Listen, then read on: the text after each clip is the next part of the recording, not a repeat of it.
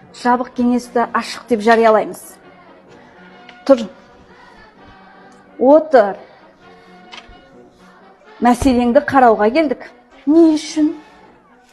Сен Абдраманова Айман Бекболатқызы үздік сынып жетекші байқауына қатысасың. Мені қатыстырмаса ше? Қатыстырмаса сұраймыз, қатыстырамыз. Ал егер орын алмасам ше? Орын алмасаң, бағыңды сынап көреміз. Жарайды.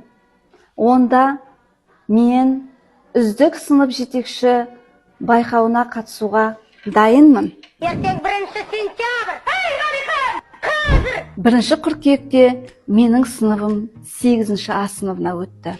Менің сыныбым өте алдыңғы қатарлы сыныптардың бірі десе болады.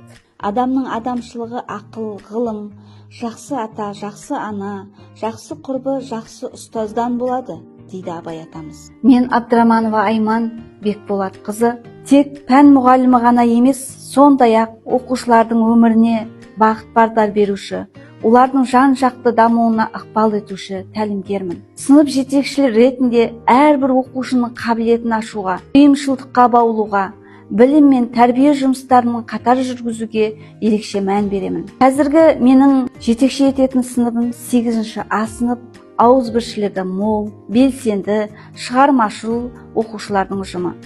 Бұл еңбегіміз ең үздік сынып марапатымен асталды. Сонымен қатар оқушыларым пәндік олимпиадалар мен жүлделі байқауда жүлделі орындарға ие болып келеді. Атап айтатын болсақ, Қаппаров Нұрғиса, Дөңес Нұрдәулет, Сайлаубай Жандос спорт шеберлері, Мәлік Айзере, Әжібекова Тоғжан, бұл оқушыларым үздік оқушылар.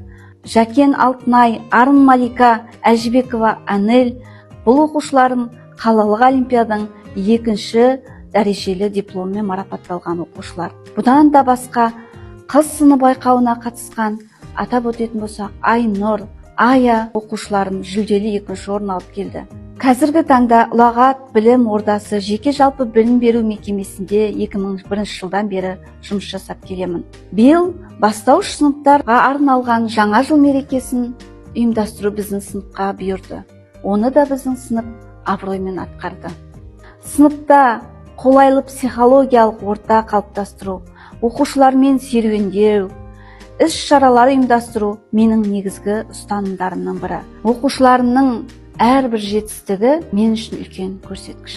Менің апайым мейірімді және ақкөңіл, жанасыр, сабақты жақсы түсіндіреді. әдемі, қамқор, сыпайы және ақылды, Сұлу және көркем.